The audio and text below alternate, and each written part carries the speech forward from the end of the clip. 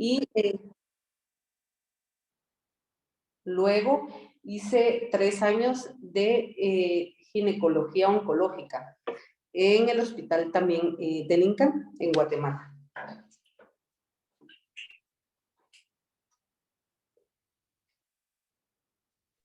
Muchísimas gracias por la introducción, doctora. Les damos la bienvenida a nuestros participantes el día de hoy. Tenemos nuestra tercera actividad de la Semana de la Concientización del Cáncer de Mama y el Cáncer de Cérvix de parte de la OWSD. Es un gusto tenerlos a todos por aquí. Hoy tenemos el webinar de Hablemos del Cáncer de Mama y el Cáncer de Cérvix impartido por la doctora Catherine Meoño. Un gusto tenerla acá. Vamos a empezar ahorita con las generalidades del cáncer de mama. Después vamos a hablar del cáncer de cérvix.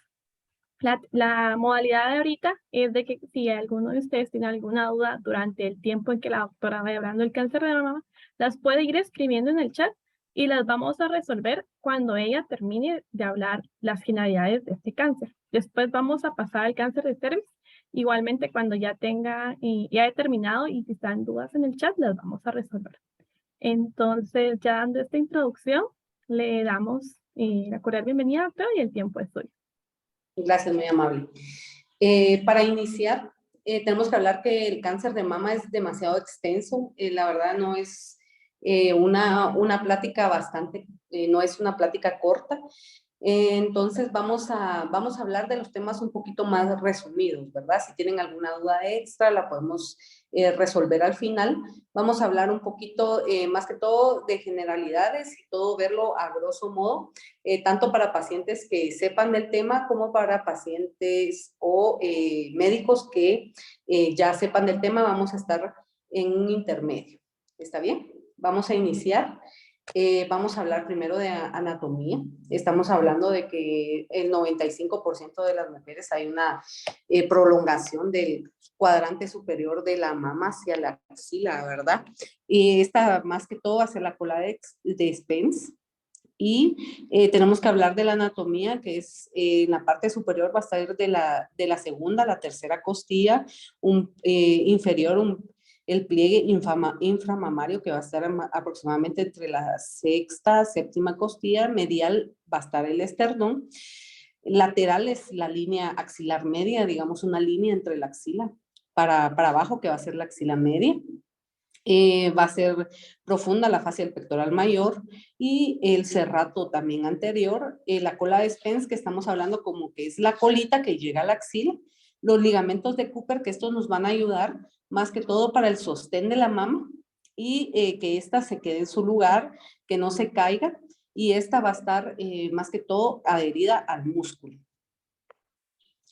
También tenemos que hablar de los niveles axilares, porque también podemos tener alguna masita, algo en la axila, y tenemos que ver si es de mama o si es alguna otra patología, ¿verdad? Tenemos que el nivel 1 va a ser la mama externa, ¿verdad? Que va a ser un grupo subescapular abajo de la escápula, ¿verdad? Tenemos el nivel segundo que va a ser más que todo en el pectoral, atrás del pectoral menor, y el nivel 3 que va a ser más arriba, ¿verdad? Más apical. Tenemos que hablar primero de la epidemiología mundial para comprender qué tipo de enfermedad es esta.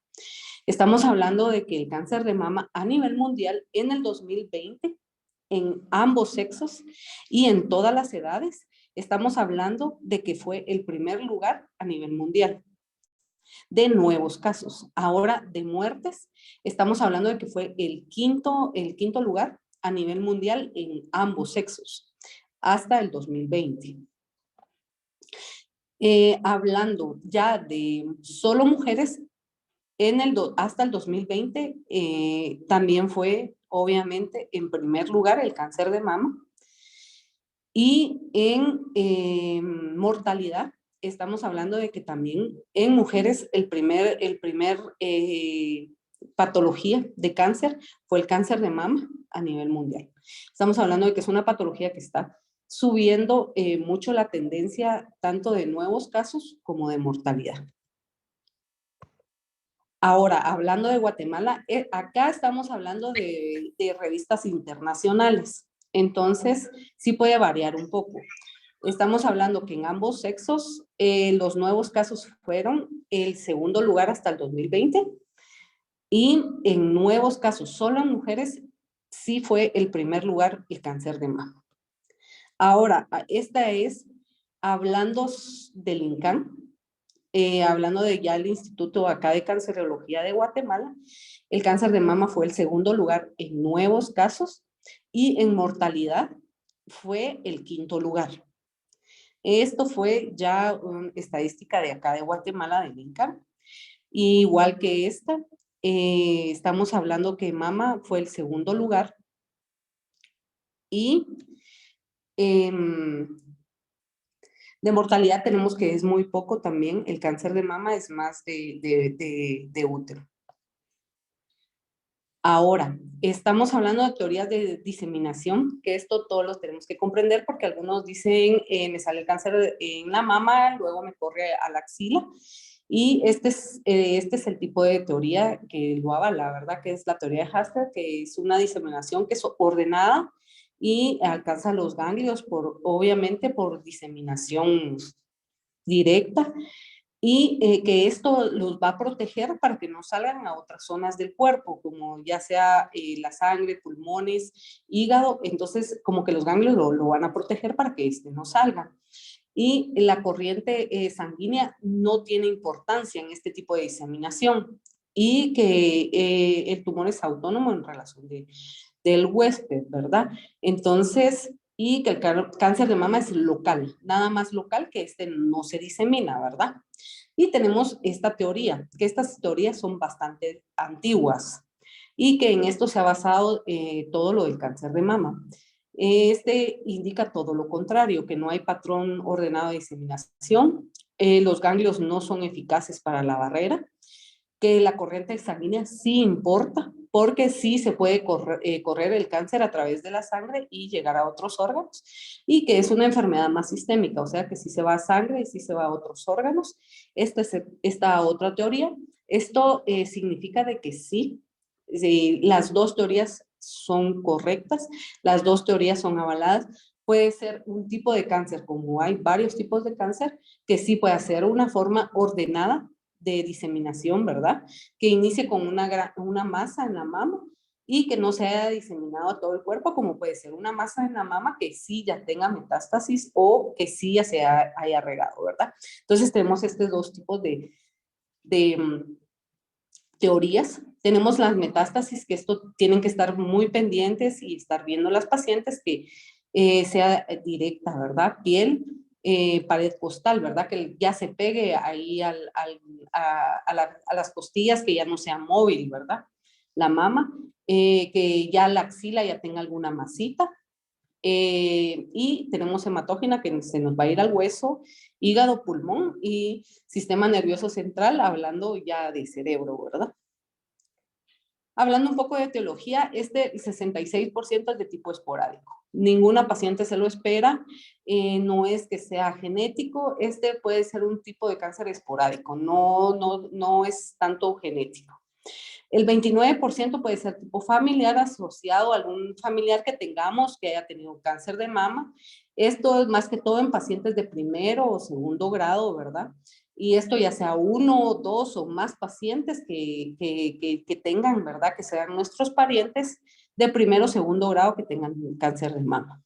Y tenemos un grupo muy pequeño que es el 5%, que es de grupo hereditario, que es por mutación ya de determinados genes y ya sea en la menopausia. Y más que todo se va a presentar por un cáncer de mama bilateral. Hablando de factores de riesgo, como tenemos en cuenta, aproximadamente 100 en uno, va a ser 100 en mujeres, 1 en hombres. Como sabemos, también hay cáncer de mama en hombres. Se tienen que estar controlando también de que a ellos no les salga ninguna masita y si no, ya tomar alguna biopsia, ¿verdad? Historia familiar, estamos hablando de un 5 o un 10%, como les había platicado, y más que todo aumenta el riesgo en familiares con primer grado. y que tengan algún tipo de herencia como son el BRCA1 o BRCA2, que son mutación de estos genes, que estos genes son supresores de este tipo de tumores. Entonces, tenemos un 60% de riesgo si tenemos alteración de estos genes. Hormonales, estamos hablando de estímulo estrogénico prolongado, ya sea algún tipo de terapia hormonal. Tenemos menarquia temprana, menopausia tardía, que no hayamos tenido hijos, primigestas, y tenemos también pacientes que hayan tenido un hijo y que sean mayores de 35 años, las terapias de reemplazo hormonal, como habíamos hablado, y también la obesidad tiene muchísimo que ver. A mayor obesidad, mayor riesgo de tener cáncer de mama. Dietas altas en grasa y en alcohol aumentan el riesgo de cáncer de mama. La hiperplasia ductal, estamos hablando de que tengamos alguna lesión adentro de los ductos. Esto también aumenta el riesgo de mama. La densidad mamaria, esto también aumenta. La densidad mamaria significa que nosotros todavía tengamos a cierta edad la mama muy dura, muy densa, y que no se haya convertido todavía en más grasa que en densidad. Esto aumenta el cáncer de mama. Y también la radiación, que hayamos tenido radiación antes por algún linfoma o algún tipo de otro cáncer que hayamos tenido, pero que no sea de mama. Hablando de prevención del cáncer de mama, tenemos que todo cáncer, tenemos un 40% que pueden ser prevenidos y un 30% se pueden curar si se detectan tempranamente. La reducción de factores de riesgo, esto se debe a toda la reducción de riesgo y la prevención primaria, ya sea todo el screening que nosotros tenemos que tener en todas las pacientes. Reducir la probabilidad de enfermedades por cáncer, esto reduce todos los casos nuevos que podamos tener de nosotros de cáncer. Ahora, en una prevención tenemos que identificar y tenemos que hacer una manipulación de los factores tanto genéticos, biológicos y ambientales. Ahorita vamos a hablar un poquito más de eso, pero lo que sí quiero que ustedes tengan en cuenta es esta diapositiva. Todo cáncer, estamos hablando de que un 90 a un 95% va a ser por medio ambiente.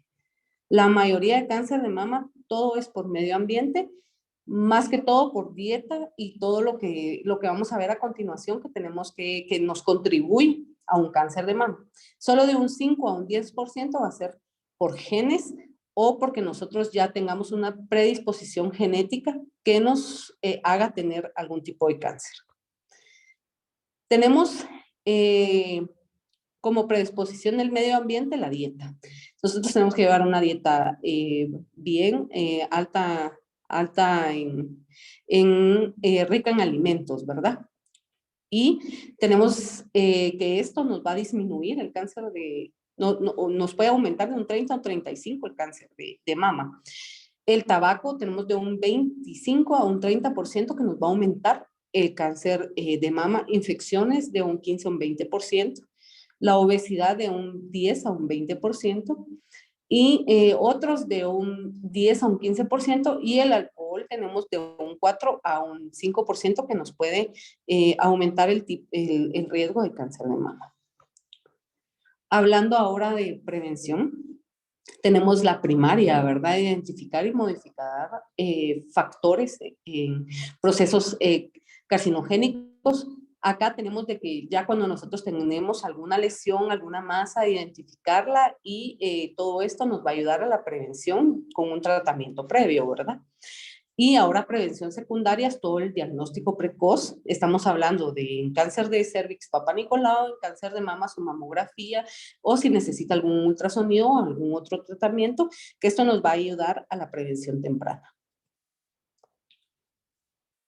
Y acá tenemos todo lo que podemos encontrar, ¿verdad? En primaria, promoción de salud, educación sanitaria, evitar factores de riesgo, todo lo que estábamos hablando de la dieta, ¿verdad?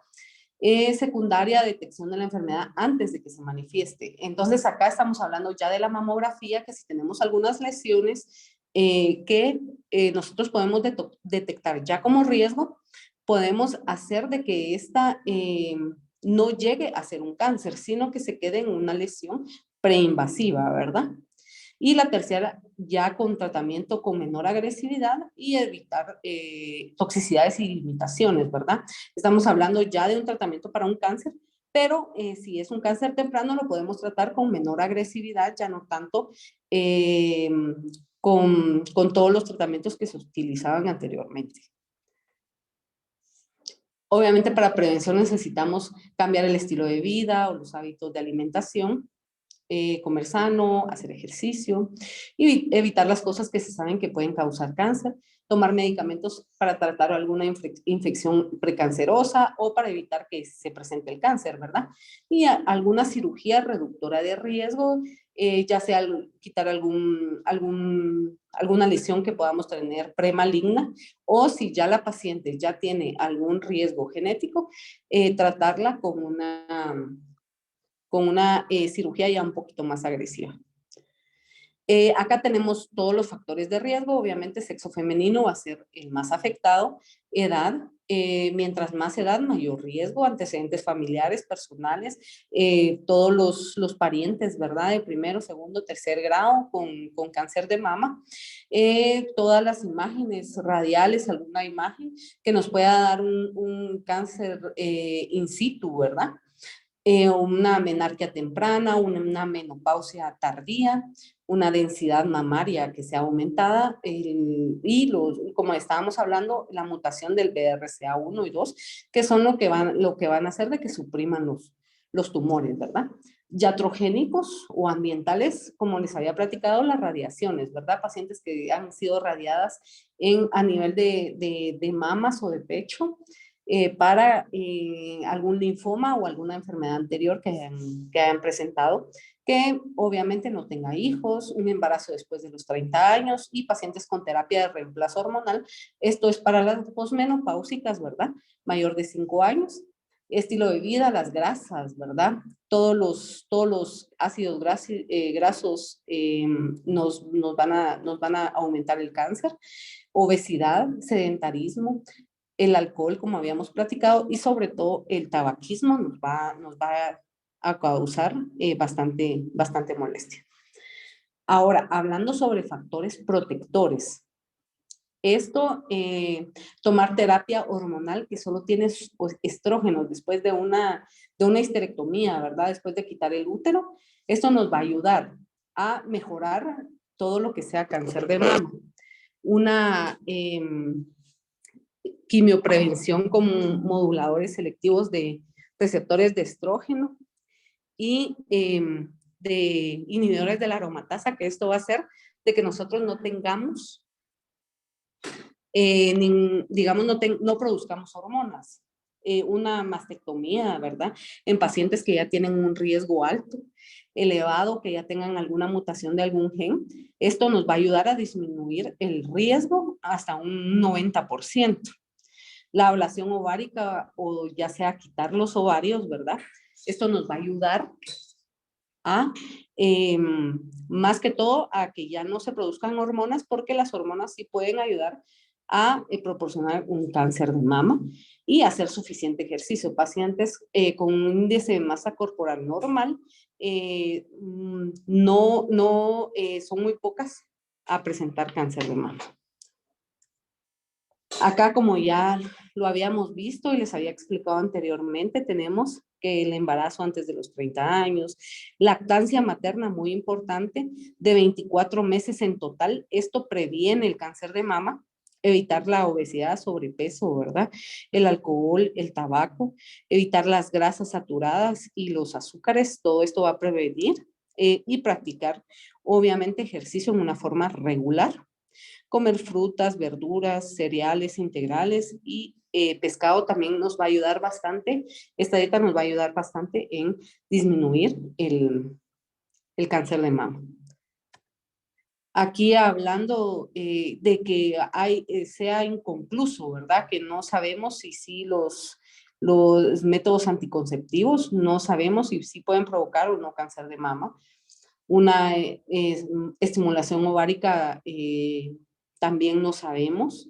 Un VIH, fitoestrógeno, soya, todo eso no sabemos si nos puede provocar.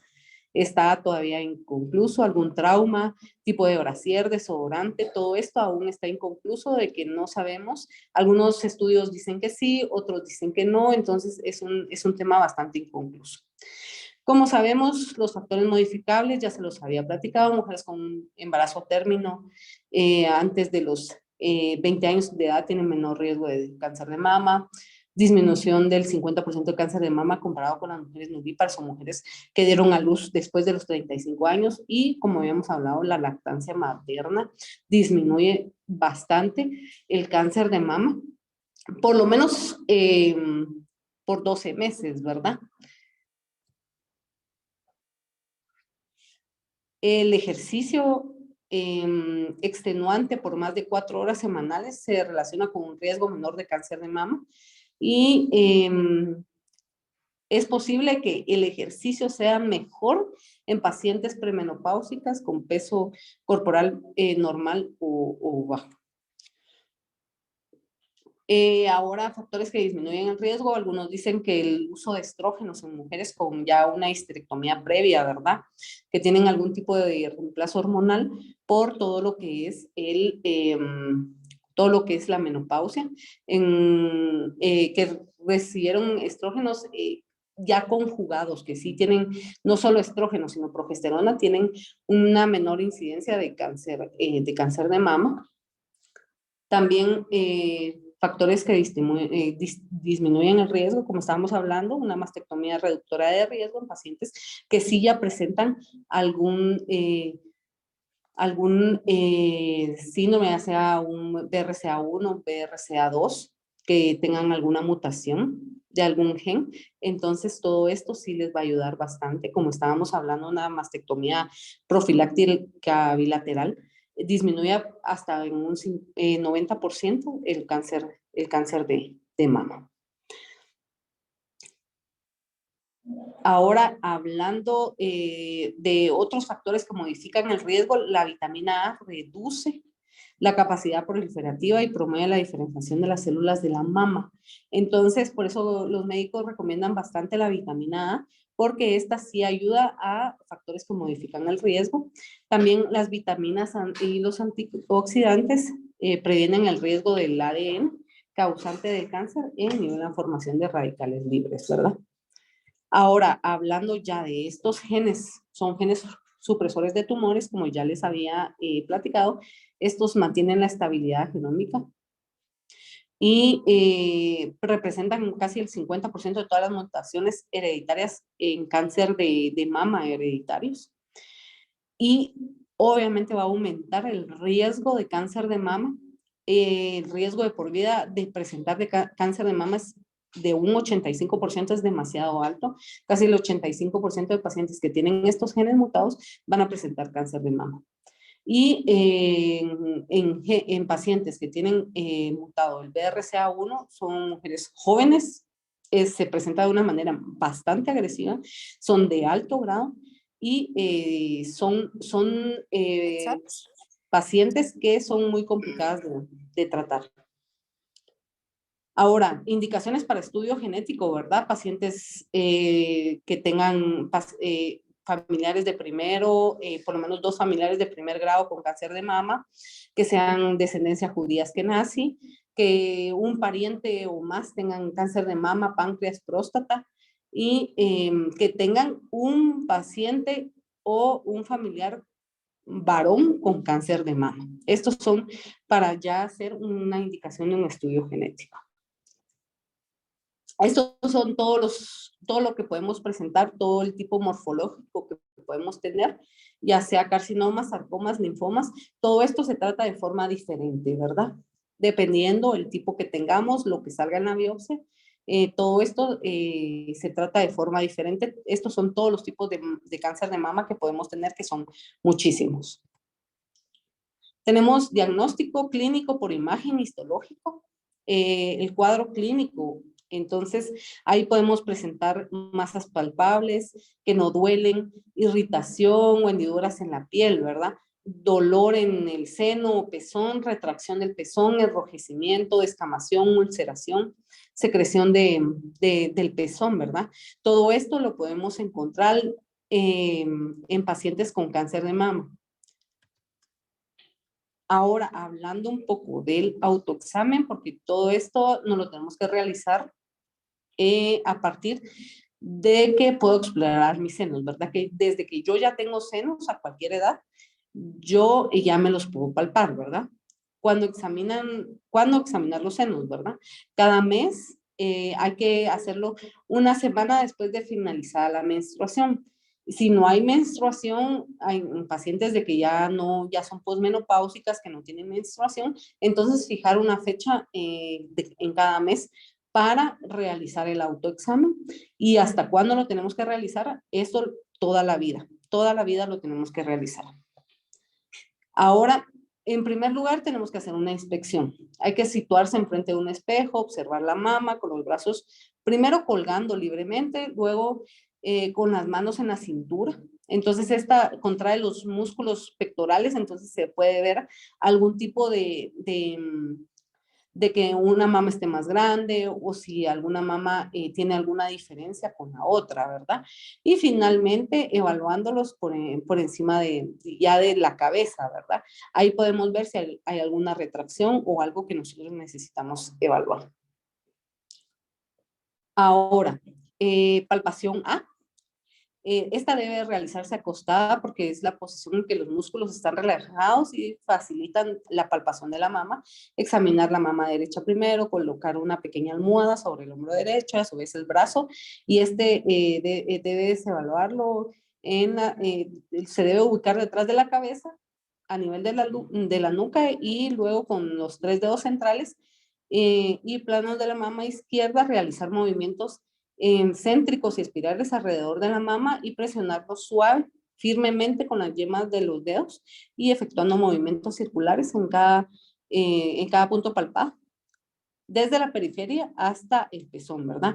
Y en sentido de las agujas del reloj.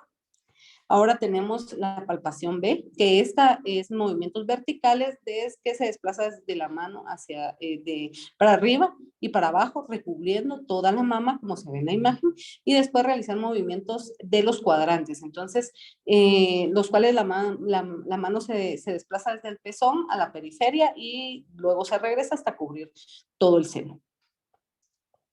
Tenemos ahora la palpación C, que es en la misma posición que debes palpar la axila, correspondientemente a la mama que se está explorando para descartar bultos y para desplazar la mano a lo largo de toda la axila, realizando movimientos circulares de la mano en cada posición. Y hay que hacer presión con los dedos y debe ser levemente mayor en caso anterior, ¿verdad? Entonces ahí no se deben de palpar ningún bultito en la axila porque todo esto sí tiene que ser evaluado por algún médico. Y en la misma posición debe realizar la palpación de la areola y el pezón, presionándolos el pezón entre los dedos pulgar e índice y presenciar si existe algún tipo de secreción, también levantar el pezón junto con la areola y comprobar si existe buena movilidad o si esto está pegado en algún punto en la mama o si duele o cualquier molestia.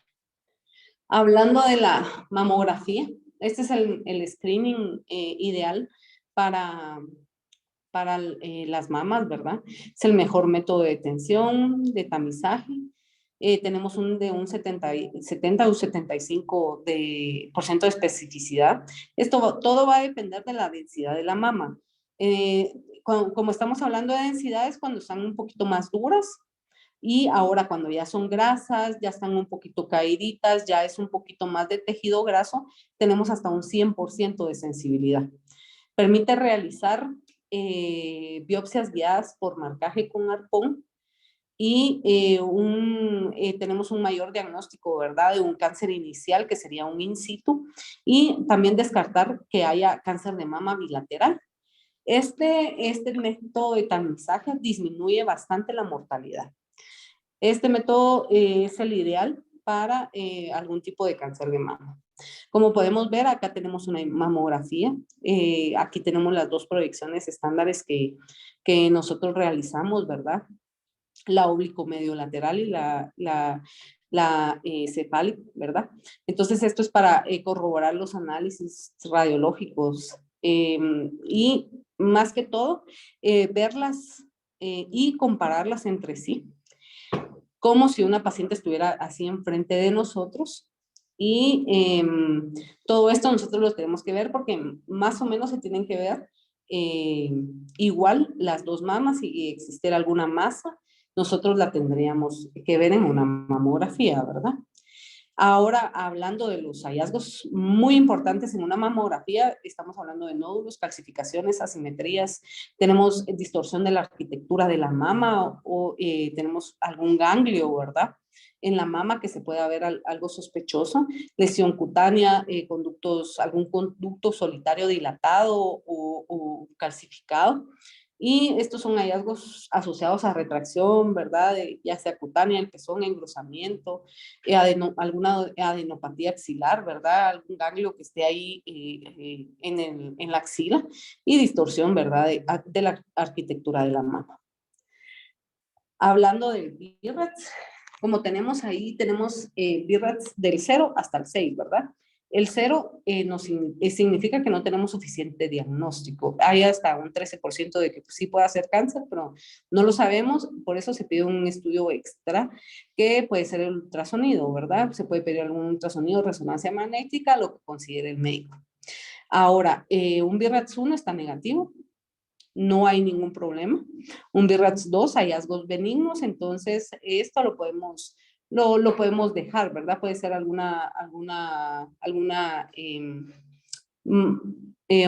algo patológico, pero que va a ser no maligno. Ahora, BIRATS 3, ya podemos presentar probablemente que sea benigno, pero todavía tenemos cierta sospecha, la podemos repetir en 6 meses. Ahora, del 4 en adelante sí hay que hacer biopsia.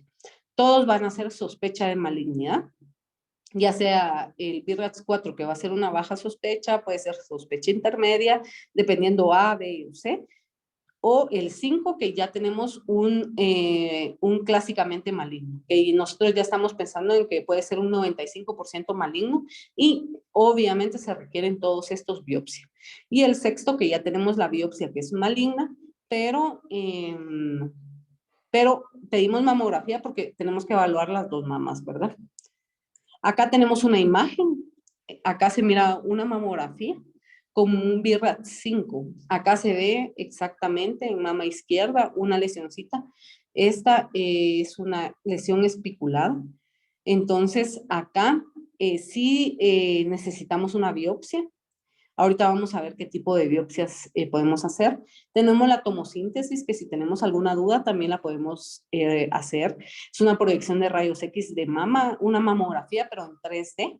Entonces tenemos múltiples cortes, tenemos desde 100 hasta 60 cortes y podemos ver bien toda la mama y esto nos ayuda bastante. El único problema es de que aquí en Quetzaltenango no lo tenemos, pero en la capital sí se puede encontrar. El ultrasonido es complementario a la mamografía. Es una diferencia de lesión quística versus sólida, ¿verdad? Como podemos ver, es útil en mamas menores de 40 años y en mamas densas las podemos utilizar muy bien. En implantes mamarios la podemos utilizar. Guía para hacer alguna biopsia también. Lo único malo es que no detecta microcalcificaciones tanto como la mamografía. Y aquí podemos evaluar los ganglios axilares. Como podemos ver, acá está una imagen, ¿verdad? Un ultrasonido donde se ve un quiste y en la otra podemos ver un BIRATS 5, donde ahí se pierde toda la imagen de la masa, ¿verdad? Ya vemos de que ya no es quística. Ahora, biopsia, aquí tenemos varios tipos de biopsia, ¿verdad? Lesiones no palpables o invisibles por ultrasonido, por mamografía, y que solo veamos por mamografía, las podemos hacer con ultrasonido. pero en menores de menores de 1 centímetro, ya guiadas, las podemos hacer guiadas por ultrasonido, y lesiones palpables mayores de 2 centímetros, entonces ya podemos usar alguna biopsia por aspiración gruesa, ¿verdad? Entonces, esta necesitamos una jeringa un poquito más gruesa. Estas son lesiones accesibles, tienen sensibilidad, especificidad un poquito alta, ¿verdad? 92, 94%. Y esta, lo único malo es de que solo nos dice hay células malignas, pero no nos puede decir es un cáncer invasor ya o está iniciando.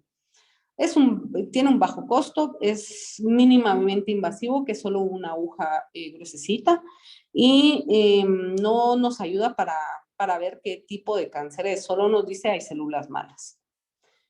Ahora, una aguja de corte es un poquito más gruesa, muchísimo más gruesa de la anterior, ¿verdad? Estas son en tumores mayores de 2 centímetros. Sí, tienen una sensibilidad bastante alta. Estas sí nos permiten ver qué tipo de cáncer es, porque sí se saca un tejido un poquito más grueso, ¿verdad? Todo esto de biopsias va a depender el médico, que es la biopsia que se pueda realizar. Todo esto va a depender del tamaño. Acá estamos con biopsias por marcaje con arpón. Estas son en pacientes que no tienen una lesión palpable. Entonces se les coloca como un arponcito, se les realiza la mamografía, se les coloca un arpón donde está la lesión y luego va a sala de operaciones y ya se hace una resección amplia. Esta es una muy buena tipo de biopsia cuando no se palpa, porque puede ser en etapas iniciales y con solo este procedimiento podemos hacer ya el diagnóstico y el tratamiento, ¿verdad? De la lesión. Ahora, existen las biopsias incisionales, excisionales. La diferencia es la incisional, solo quitamos una parte, la excisional quitamos toda la lesión. Esto es ideal hacerlo por estudio con congelación, ¿verdad? Para saber de que esto no sea nada malo. Y sí nos puede decir en este tipo de biopsias cualquier tipo de lesión, si tienen un 100% de especificidad, ¿verdad? Y es un tipo de biopsia que se realiza en pacientes que sí ya tienen una lesión bastante definida. Ahora, el pronóstico de estas pacientes, ¿verdad? Estamos hablando que estamos hablando que el estadio también incluye el grado histológico, ¿verdad?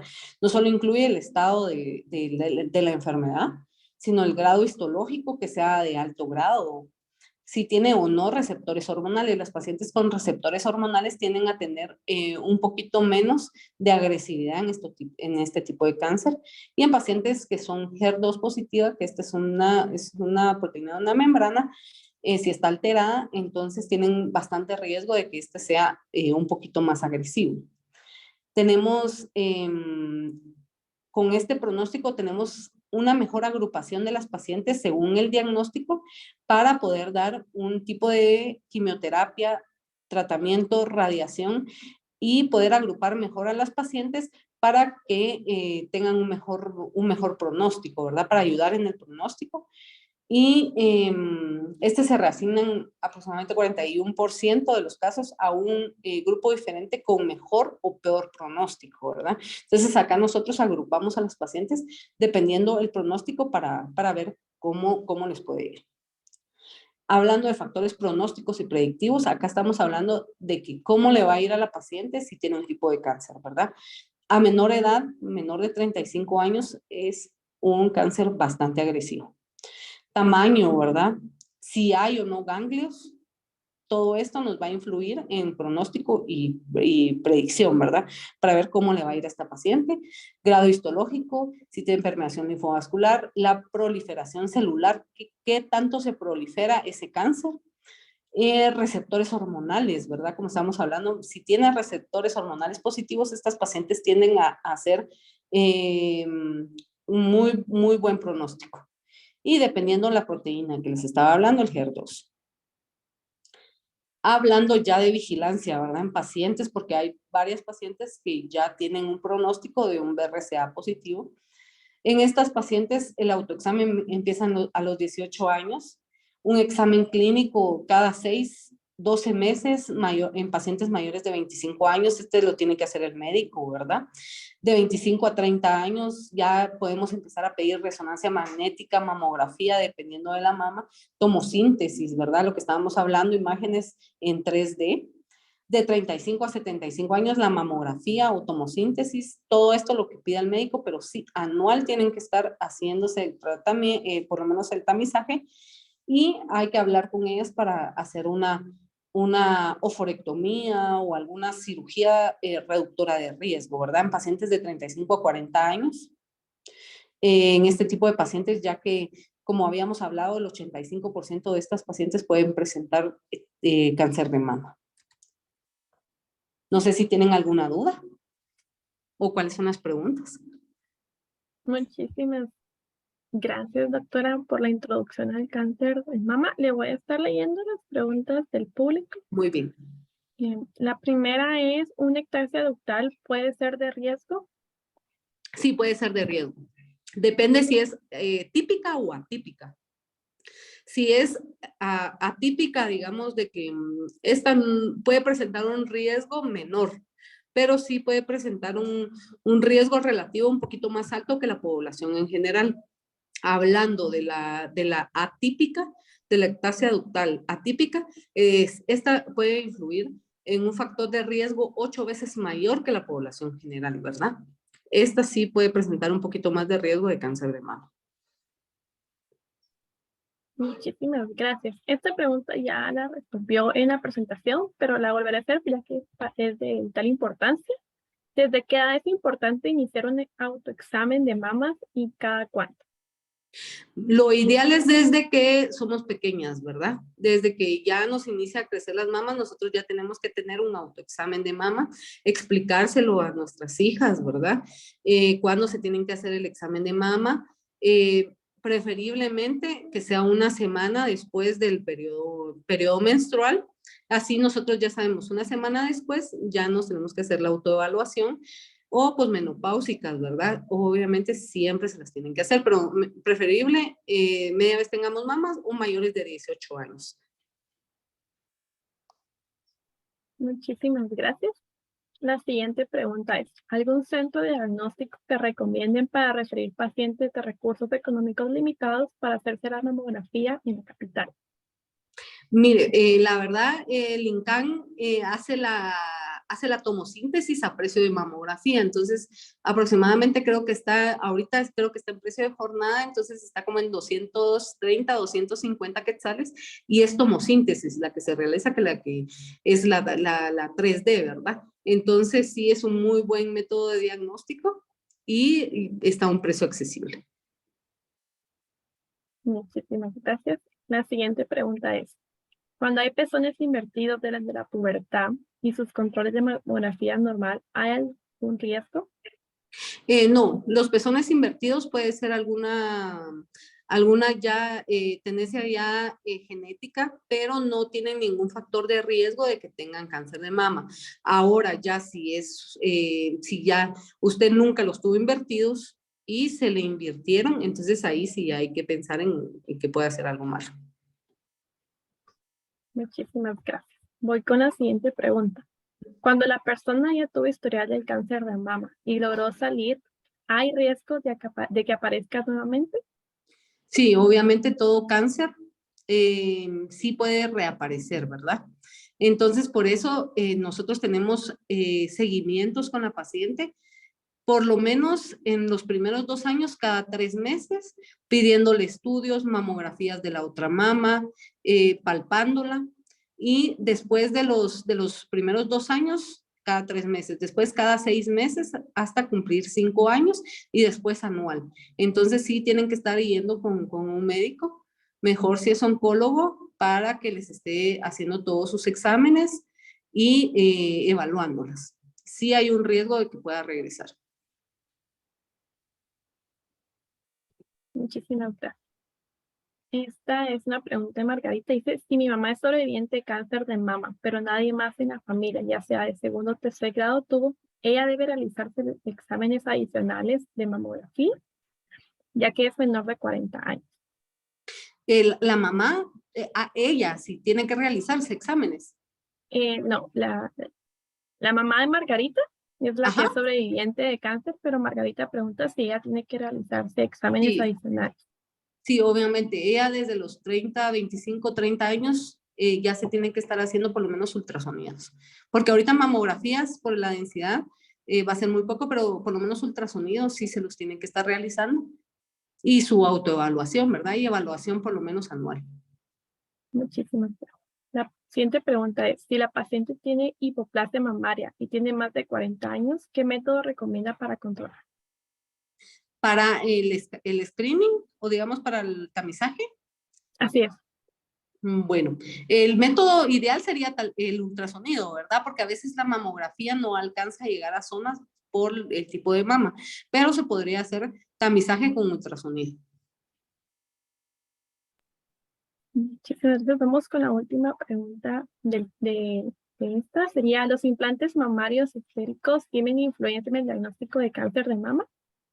Sí, tienen influencia, por eso las mamografías no son muy recomendadas en este tipo, porque si tiene implantes, como estos se ponen debajo del pectoral, entonces a veces puede ocultar algún tipo de cáncer de mama.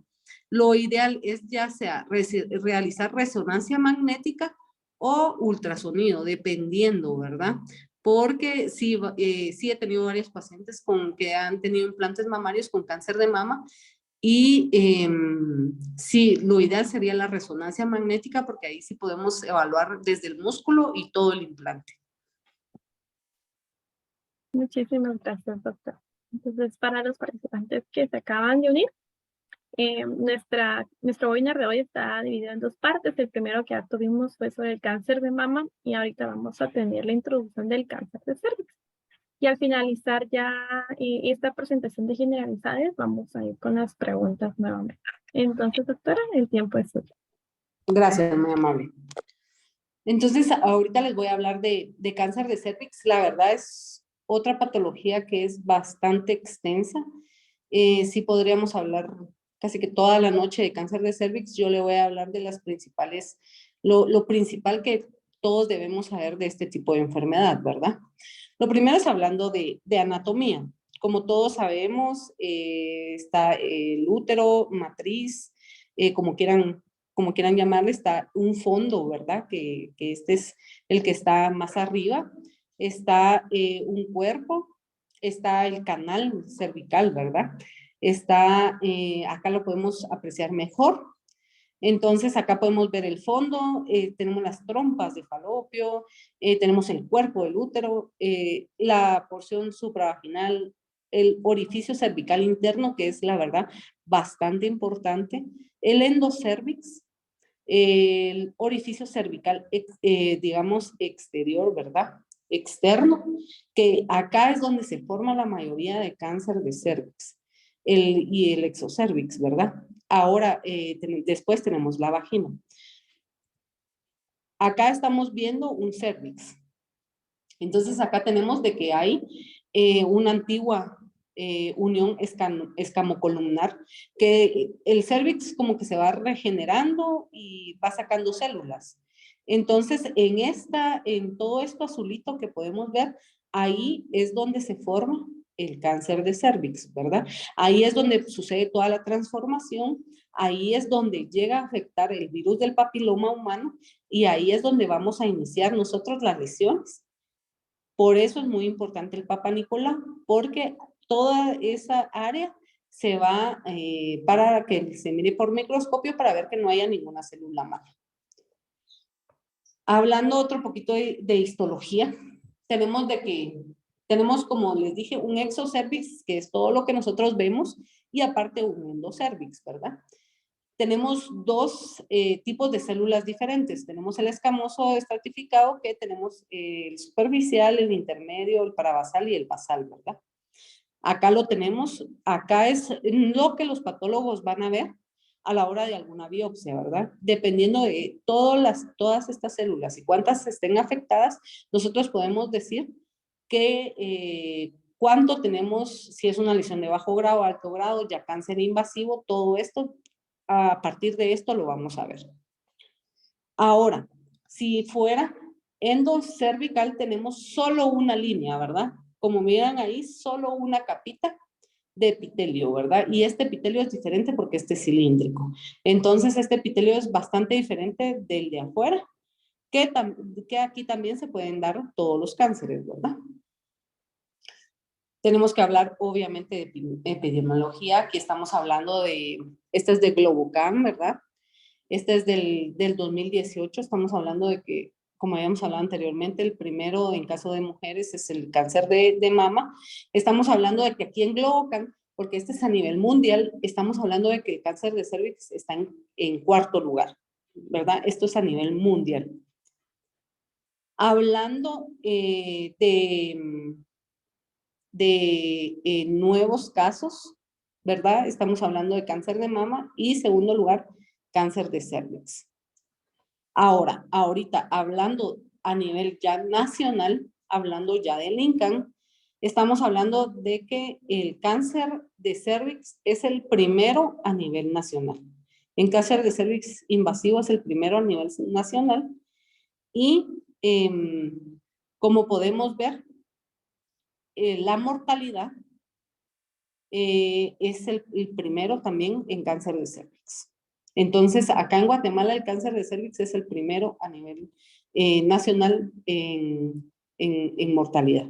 Esto es en el INCAN, ¿verdad? Pero como sabemos de que ahí, y yo creo que más pacientes femeninas son las que consultan. Estamos hablando ahorita de factores de riesgo. Obviamente, como ya les había platicado, el virus del papiloma humano es el 99.7% del responsable del cáncer de cervix. Tenemos que todas estas infecciones pueden ser infecciones persistentes de virus del papiloma humano de alto riesgo. Tenemos virus del papiloma número 16, 18, que estos son aproximadamente el 71%. Tenemos el virus 31, 33, 45, 52, 58, que esto aproximadamente va a ser un 19%. Por esto son muy buenas las vacunas. Tenemos cerca del 90% de infecciones por virus del papiloma que no son detectables hasta un periodo de 2 años, ¿verdad? Pacientes que tienen infecciones a repetición vaginales, en pacientes de que no se hacen papanicolaos. Todo esto, estas infecciones pueden pasar desapercibidas y más o menos 2 años hasta que ya empiezan las pacientes ya a presentar un poquito más de molestias, ¿verdad? Como estábamos hablando, infecciones persistentes, y esto es persistencia del mismo subtipo de VPH y luego en muestras repetidas, ¿verdad? Del ADN de este virus. Y aproximadamente estos virus persisten hasta más de un 10%. Esta es una tesis que se realizó en la Universidad de San Carlos, acá en Guatemala. Lo que tenemos es de que el virus más frecuente es el virus del papiloma número 16. Este es un virus de alto riesgo. El segundo lugar es el virus del papiloma humano número 18. También es un virus de alto riesgo. Y en tercer lugar, el virus número 58, ¿verdad? Entonces, estos son los 3 más importantes aquí en Guatemala. Otros factores de riesgo, tenemos obviamente el número de parejas sexuales, la edad de la primera relación sexual, que sea menor, una paciente menor de 17 años, primer embarazo menor de 18 años, el estado socioeconómico, porque estas pacientes muy pocas veces se hacen un papá Nicolau, multiparidad, pacientes con demasiados hijos, tabaquismo. Estas pacientes son muy propensas a presentar virus del papiloma humano y el uso de anticonceptivos orales. Entonces, ahora hablando ya de prevención temprana y detención temprana, ¿verdad? Detención, obviamente la primera detención la vamos a hacer en un Papá Nicolau. En un Papá Nicolau nosotros tenemos que estar muy presentes de que Si sale algún tipo de infección, por lo menos 2 veces repetidas, nosotros ya necesitamos una colposcopía, ya necesitamos una biopsia, porque esto no es normal, ¿verdad? Tendría que salir un Papa Nicolau normal. Si ya sale algún tipo de infección, nosotros ya necesitamos realizar una colposcopía, una toma de biopsia para ver que nosotros no tengamos el virus del papiloma o ya tengamos alguna lesión premaligna, ¿verdad? Para prevención, nosotros podemos utilizar la vacuna. Vamos a hablar un poquito más adelante de la vacuna, ahorita como prevención primaria. Entonces, tenemos que la podemos utilizar en niñas de 9 a 14 años. Acá tenemos todo el tipo de vacunas que podemos utilizar. Acá tenemos la Gardasil, que es la que más se utiliza aquí en Guatemala, que puede ser la que tiene para 4 virus y la que tiene para 9. La verdad, la mejor es para 9, pero yo creo que ahorita en el mercado sí están las dos, pero es un poquito más difícil conseguir la de 9, ¿verdad? Estas se van a utilizar en pacientes de 9 a 14 años y también se pueden utilizar en mayor de 15 años o en pacientes inmunocomprometidos, ¿verdad? 3 dosis a los 0 meses, 1 mes y a los 6 meses, ¿verdad? También la podemos utilizar ahora ya en estudios, está recomendado hasta pacientes con edad de 45 años.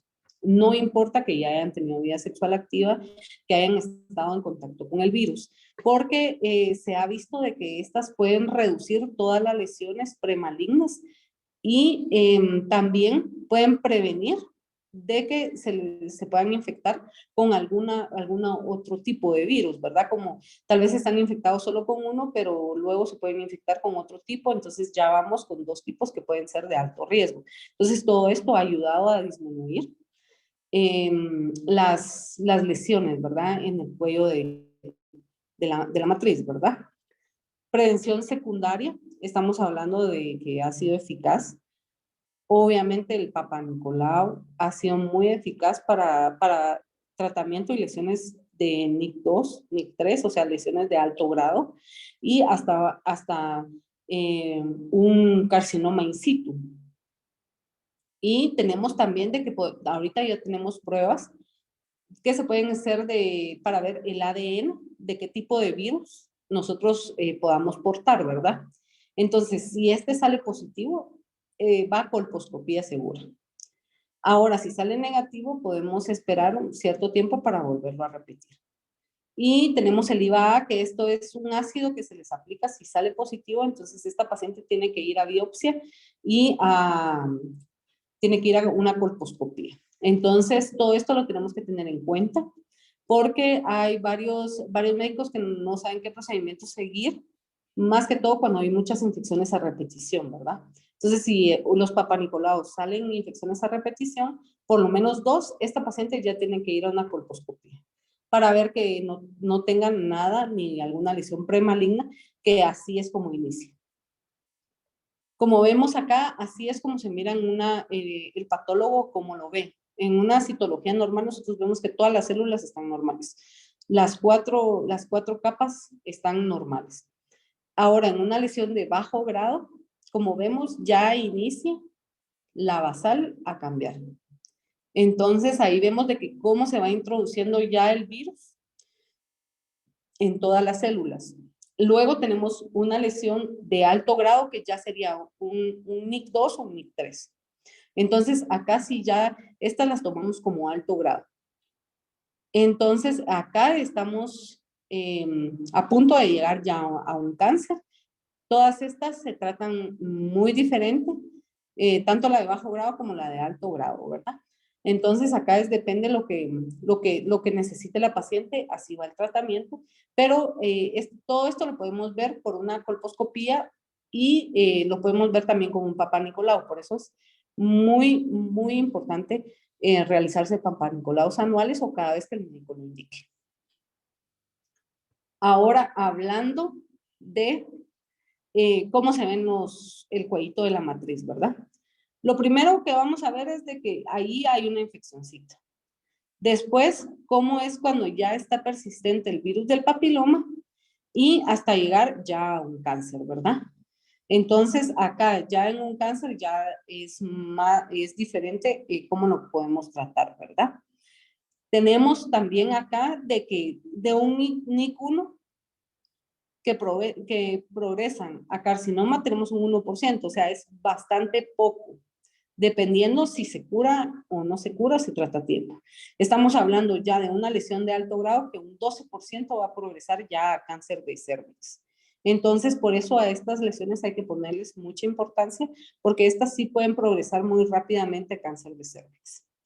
Hablando ya de patología, ¿verdad? Ya de qué tipo de células o qué es lo que nos puede provocar este cáncer. Estamos hablando de un carcinoma escamoso, que es un más frecuente en un 75-80%, un adenocarcinoma un 20%, que acá ya estamos hablando de que ya están involucradas glándulas y un mixto, ¿verdad? De estos dos, un 4%. La verdad, mientras menos porcentaje, más agresivo es el cáncer. Entonces, se tiene que tratar con más agresividad. Vamos a hablar un poquito del cuadro clínico, ¿verdad? ¿Qué es lo que vamos a presentar cuando tengamos alguna enfermedad?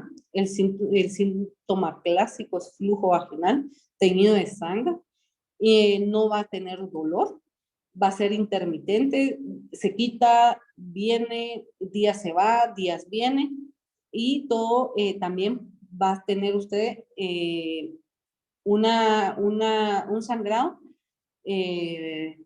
post relaciones sexuales, ¿verdad? Todos los síntomas van a estar relacionados con la extensión de la enfermedad. ¿Qué tanto nosotros tengamos avanzada la enfermedad? Todo esto va a depender todos los síntomas que tengamos, porque todas las lesiones precursoras, digamos, todo lo que sea precáncer, casi siempre va a ser asintomática. Van a ser nada más infecciones vaginales. Pero ya si los tumores ya son más grandes, entonces ya tenemos que pueden ocupar todo el canal del cervix. Los síntomas pueden ser bastante dolorosos, ¿verdad? Estamos hablando de dolor ya de uréteres, de pared pélvica, ya se puede palpar alguna masa, puede tener ya dolor al orinar, sangre en la orina, sangrado rectal, mucho estreñimiento, dependiendo si ya invadió vejiga, recto. Tenemos también, se puede invadir hueso, tenemos también dolor, fracturas, algún edema así en miembros inferiores, ¿verdad? Entonces, esto se debe a que ya la masa es muy grande y ya está comprimiendo toda la circulación, entonces hay una obstrucción ahí de los linfáticos. Tenemos también patrones de diseminación, ¿verdad? La principal va a ser la directa. Entonces, principalmente se van a ir para los ligamentos que sostienen el útero, para la vagina, el útero en sí, más arriba la vejiga y el recto. Después tenemos la linfática, que aquí ya van todos los ganglios y todo lo que tenemos nosotros adentro, que son como que lo que nos protege. Y luego ya tenemos ya las etapas avanzadas que se va a ir a pulmón, hueso, hígado, cerebro, y ya podemos tener otro tipo de síntomas, ¿verdad? Estamos hablando ahorita del diagnóstico. Tenemos que la citología es el primer diagnóstico, que este va a ser el Papá Nicolau. Después estamos hablando de la colposcopía. Si tenemos alguna citología mal, varias citologías, Papá Nicolaus alterados, tenemos que hacer una colposcopía sí o sí, porque tenemos que ver no tener este virus, porque todo se puede tratar a tiempo, ¿verdad? Y luego ya tenemos la biopsia, que ya sería el estudio patológico, ¿verdad? Ya con la biopsia, ya con un estudio, ya tenemos el 100% nosotros, como ven acá, ya tenemos el 100% nosotros ya del diagnóstico, si sí es maligno, no es maligno, solo es una inflamación o qué es lo que la paciente tiene. Entonces, todo esto lo tenemos que realizar, pero todo va dependiendo de lo primero, ¿verdad? Dependiendo del Papá Nicolau, dependiendo de los síntomas, luego se hace la colposcopía y luego se hace una biopsia. Ahora, hablando del diagnóstico, Entonces, acá ya tenemos la historia clínica, ya la examinamos, ya hicimos tacto, ya vemos cómo está la paciente, ya le tomamos una biopsia, ¿verdad? Digamos de que ya le hicimos una colposcopía, ya tomamos una biopsia, ahí nos va a decir qué tenemos que hacer, si es un invasor o es un microinvasor, o qué es lo que tenemos que hacer y qué es lo que ya la paciente tiene, ¿verdad? Obviamente siempre realizar todas sus pruebas ya de sangre, hematología, química, tiempos de coagulación. Y también tenemos que hacer exámenes de imagen, ¿verdad? Una radiografía de sus pulmones, ¿verdad? De tórax, para ver de que no tenga nada, que esté limpio sus pulmones. Y también una tomografía, para ver de que no tenga ninguna masa adentro, ¿verdad? De que no nos hayamos dado cuenta. Cistoscopía, si tenemos alguna sospecha de que tenga algo en la vejiga, y proctoscopía, ¿verdad? Que tengamos alguna sospecha de que ya pueda tener alguna masita o algo, o ya que se haya ido para recto. Métodos de diagnóstico, como estábamos hablando de etapas tempranas, es el examen físico, siempre, ¿verdad? Y más la patología. Ahora en etapas intermedias ya se puede ver alguna lesión palpable, ya se puede ver alguna lesión ya visible, ¿verdad? Ya verla ahí en el cuello de la matriz ya es exofítica, ya sangra, ¿verdad? Y ya en avanzadas ya podemos tener ya fijo ahí el cuello de la matriz con todo y la matriz, y ya los ganglios que ya se van a ver alterados, ya podemos tener algún tipo de masita que nos diga de que ya esto está alterado. Hablando de los factores pronósticos, todo esto va a estar, depende del estadio de la enfermedad. Si es un estadio inicial, esta enfermedad es bastante curable, bastante curable. Ya, si nosotros ya la encontramos en un estadio avanzado, ya no le podemos ofrecer nada quirúrgico a la paciente, sino ya solo radioquimioterapia. Y ya disminuye el pronóstico, ¿verdad?, de la paciente.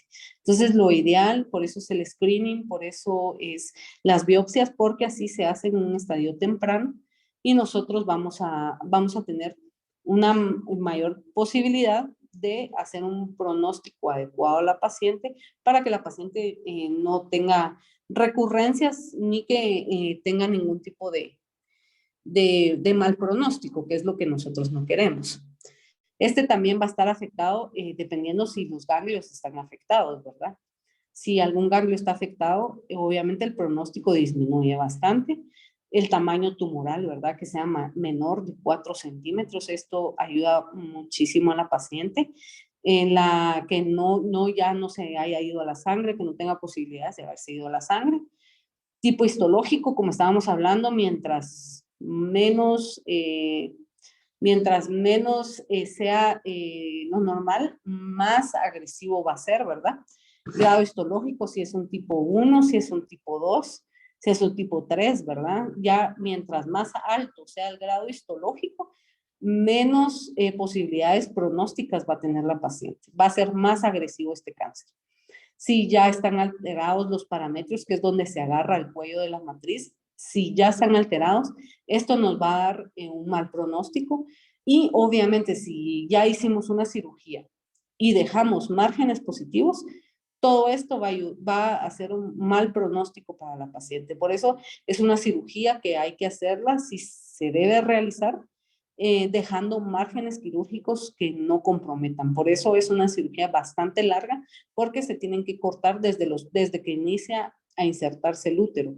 Entonces, esta cirugía sí es bastante larga y no es solo quitarle el útero, sino es una cirugía bastante larga porque se tiene que quitar desde donde se insertan, ¿verdad? Y esto no se hace, ¿verdad? No lo hace cualquier ginecólogo. Estamos hablando de ya supervivencia. Como les digo, si la detectamos en etapas tempranas, a 5 años hasta un 90% tienen de sobrevida las pacientes. Si lo detectamos ya en una etapa 4, ya con metástasis pulmonares, con metástasis en algún otro tipo de órganos del cuerpo, estamos hablando de un 20% de sobrevida a 5 años de la paciente, con todos los tratamientos. Ahorita hablando de recurrencias, este tipo de cáncer es un tipo de cáncer que recurre a veces cuando ya está muy avanzado, ¿verdad? La primera recurrencia va a ser a veces central, ahí mismo donde estaba el tumor va a recurrir. Pélvica, ¿verdad? Con alguna masa pélvica que ya haya estado afectada, pero no le llegó la radiación o no hubieron células malignas que siguen creciendo. Y obviamente la metástasis, que estamos hablando de que pulmón va a ser el mayor afectado, porque las metástasis un 21% se van a ir a pulmón. Hueso, tenemos los ganglios, ¿verdad? La cavidad abdominal, y tenemos también ganglios supraclaviculares, ¿verdad? Entonces ya cuando estamos hablando de ganglios supraclaviculares, estamos hablando ya de que se pueden ir a cuello, y ahí sí la supervivencia disminuye muchísimo, porque ahí ya significa que ya está en la sangre y ya va subiendo la enfermedad. Y esto es lo que le traía, no sé si tienen alguna duda, algún comentario. Muchísimas gracias, doctora, por el espacio. Vamos a dar ahorita tiempo para que los participantes puedan escribir sus preguntas relacionadas al tema. Asimismo, les recordamos que ya está en el chat el link de asistencia para que lo llenen, así poder entregarles su diploma. Entonces, vamos con la primera pregunta. Esta pregunta es sobre el cáncer de mama. Perfecto. Dice, si una persona tiene dolor en las axilas al momento de palpar, ¿puede tener el riesgo de padecer cáncer de mama? Si es al palpar, no. Solo si se palpa alguna masita o algún ganglio en esta área.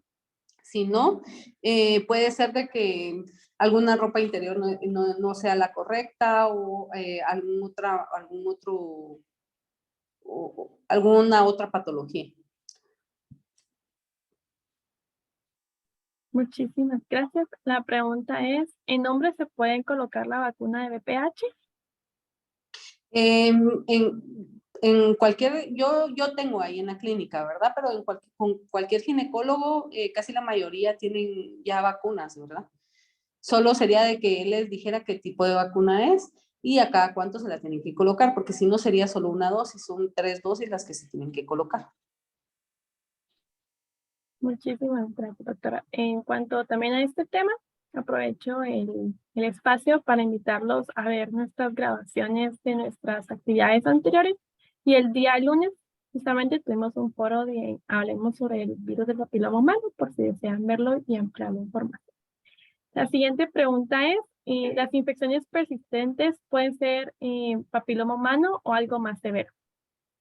Sí, puede ser algo más severo. Como yo dije, uno de los síntomas iniciales del cáncer de cervix son flujos, ¿verdad? Flujos vaginales, pueden tener o no mal olor y sí pueden ser infecciones vaginales a repetición. Por eso lo ideal sería la colposcopía y ya un tratamiento adecuado. Muchas gracias. La siguiente pregunta es, ¿los sangrados vaginales frecuentes son malos? Sí. Sí, porque no se deberían de dar, depende de la edad también de la paciente. Puede ser de que tenga algún problema menstrual, pero sí no se deberían de dar. Más que todo, también dan infecciones también bastantes a repetición. Esto puede crear de que tenga alguna infección vaginal, ¿verdad? Y sí, habría que evaluar porque es ese tipo de problemas. Hay que evaluar si tiene Papá Nicolau, si hay que hacerle alguna biopsia, si hay que hacerle algún ultrasonido, ¿verdad? Pero sí no son normales. Muchísimas gracias. Preguntan aquí, debido a que en la presentación se había hablado de los anticonceptivos orales, entonces la pregunta es si solo estos anticonceptivos están entre los factores de riesgo. Los factores de riesgo de cáncer de cervix sí están los anticonceptivos orales, porque como no se usa algún método de barrera, entonces la paciente tiende a tener relaciones sin método de barrera, ¿verdad? Entonces esto puede provocar de que se contagie de virus del papiloma. Muchísimas gracias, doctora. Aquí pregunta nuevamente cuáles son los síntomas del cáncer, ya que tienen la duda si sudores fríos, cansancio y dolor del pecho lo son. No sé si nos podría volver a indicar cuáles eran los síntomas. ¿Del cáncer de mama? Sí, Perfecto. Miren, los síntomas del cáncer de mama, más que todo van a ser, pueden ser clínicos o pueden ser ya sea radiológicos. Entonces, más que todo, los síntomas van a ser algún bulto, dolor de mamas, sí puede ser, ¿verdad? Entonces, por eso ya se complementa con estudios de ultrasonido, alguna mamografía para ver que no tenga nada malo. Ahora cansancio, todo eso ya se da si es un cáncer ya avanzado, ¿verdad? Pero más que todo van a ser algún bulto, algo, un pezón invertido, una contractura de la piel, ¿verdad? Algún síntoma de enrojecimiento, dolor, ardor, todo esto a nivel de mama. muchísimas gracias. La siguiente pregunta es, ¿existe otra causa fuera del BPH para el cáncer de cervix? Como estábamos hablando, el 99.7% es por cáncer, del cáncer de cervix es por virus del papiloma. Sí existen tumores que pueden ser algún tipo de otros tumores, pero son demasiado bajos, demasiado agresivos porque pueden ser incluso hasta metástasis de ovario o de endometrio, ¿verdad? Pero el 99.7% son por virus del papiloma. Pero sí pueden existir causas que no sean virus del papiloma, pero es en muy bajo porcentaje. Muchas gracias. En caso de los ovarios poliquísticos, ¿afecta la identificación de la enfermedad? Permítanme, ¿cómo? En el caso de ovarios poliquísticos, ¿afecta la identificación del cáncer? De cervix, no. De cervix no afecta la identificación, no podemos hacer bien papanicolaos, colposcopías, que esto no va a afectar. Gracias. La siguiente pregunta es, ¿el papanicolado con resultados de inflamación moderada o severa se deben dar tratamientos si no hay flujo vaginal? Y se debe dar tratamiento. Se debe hacer una colposcopía, ver si es por inflamación o virus del papiloma y luego ya dar tratamiento según el resultado, ¿verdad? Se puede hacer una crioterapia o se puede dejar algún tratamiento. Muchísimas gracias. La última pregunta sería, ¿cuántas dosis se deben colocar de las vacunas de VPH para los hombres? Es igual que las mujeres, 3 dosis, es 0, 3 y 6. O sea, los 0 meses, 3 y 6 meses. La misma cantidad de veces. Muchísimas gracias. Entonces ya dando por concluido el espacio de preguntas del público, vamos a pasar a la presentación del diploma para dar el cierre de la actividad. No sé si nos permite poder presentarlo, doctor. Sería de quitar Sí, su claro. presentación, por Sí, favor. ahorita la quito.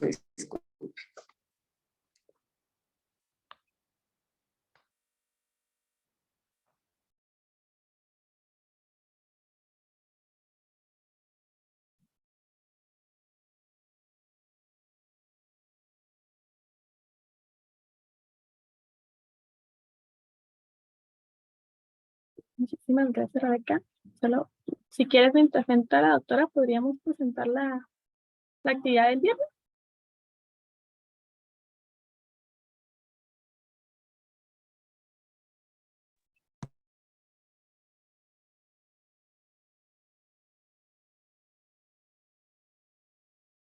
Gracias. Bueno, voy a aprovechar el espacio para invitarlos a la actividad para finalizar nuestra semana de la concientización del cáncer de mama y el cáncer de cervix. El día viernes tenemos el webinar que podemos hacer para prevenir el cáncer de mama y el cáncer de cervix, impartido por la doctora Claudia Camel, que es ginecóloga y obstetra, de 6:30 a 8. Entonces están cordialmente invitados todos. Igual en el chat adjunté las redes sociales de la OWCD. También pueden ver las grabaciones de las 2 actividades anteriores. El día lunes tuvimos el foro de Hablemos sobre el BPH, y el día de ayer martes tuvimos cuidados paliativos del cáncer de mama y el cáncer de cervix. Así que ahora sí pasamos al diploma.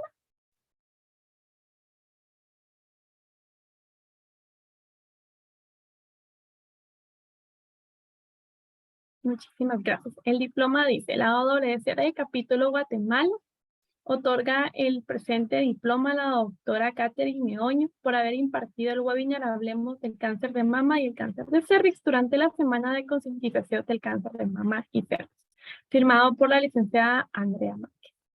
Así que agradecemos el tiempo y la participación de la doctora Catherine en este Día Internacional de la Lucha contra el Cáncer de Mama.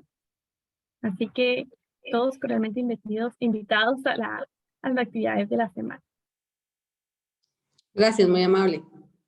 Muchísimas gracias a todos. Que tengan una feliz noche.